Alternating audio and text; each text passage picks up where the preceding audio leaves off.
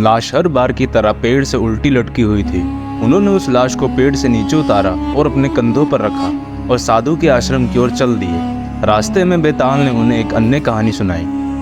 अवंती राज्य में शशिबला नाम की एक खूबसूरत राजकुमारी रहती थी। एक दिन जब राजा दरबार में बैठा था तो चोल राज्य का राजकुमार वहां आया। उसने राजा के सामने शशिबाला से विवाह करने का प्रस्ताव रखा। यह सुनकर राजा मन ही मन प्रसन्न हुआ, क्योंकि चोल राज्य बहुत ही शक्तिशाली राज्य था। लेकिन राजा को निर्णय लेने के लिए कुछ समय चाहिए था। उन्होंने राजकुमार से पूछा, तुम में क्या हुनर है? राजकुमार ने बताया कि वे अच्छा तीरंदाज है। वो आवाज़ सुनकर ही तीर चला सकता है, उसका निशाना कभी नहीं चूकता। राजा ने कहा, यह तो बड़ी विचित्र बात है।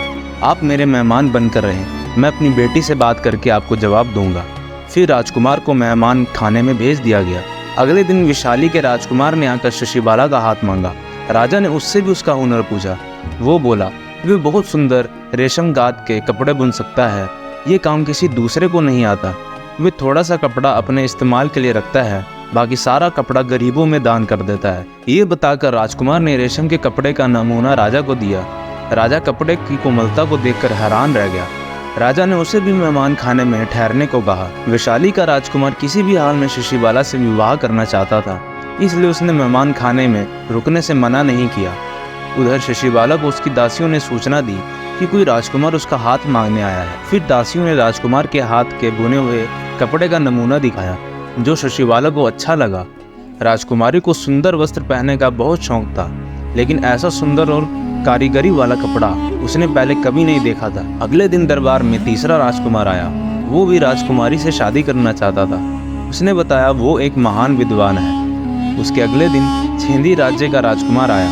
उसने बताया उसे पशु पक्षियों की बोली आती है। राजा ने उसे भी अपना मेहमान बना लिया। छेंदी का राजकुमार पशु पक्षियों की बोली समझ बोल सकता था। ये बात सबको मालूम हो गई। महल के बहुत से लोग इस बात की परख करना चाहते थे, इसलिए वे महल के चिड़ियाघर से एक मोर और तोता ले आए। राजकुमार ने उनसे बातें की और उन्हें पुचकारा। ये देखकर सभी बहुत प्रसन्न हुए।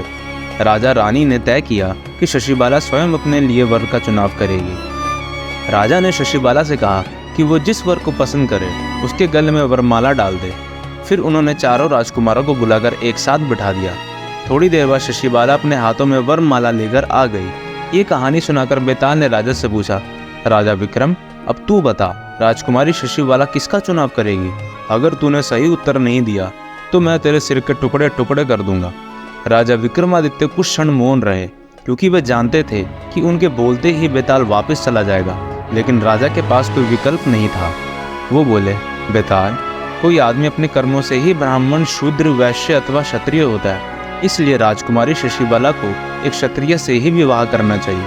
शशिबाला अपने लिए चोल के राज्य का राजकुमार चुनेगी, क्योंकि वो एक क्षत्रिय यानी योद्धा है। हम ये नहीं कह सकते कि बाकी राजकुमार गुणी नहीं है, लेकिन प्रत्येक गुण का हर जगह एक महत्व होता है। बेताल बोला, विक्रम, तूने सही उत्तर दिया। एक क्षत्रिय ही राजकुमारी की एक सही पसंद हो सकती है, लेकिन तू बोला, इसलिए मैं वापस चला। राजा फिर उसके पीछे चल दिए ताकि उसे साधु के आश्रम तक पहुंचाकर अपना वचन पूरा कर सके। तो यह था विक्रम बेताल 25 का एपिसोड 9।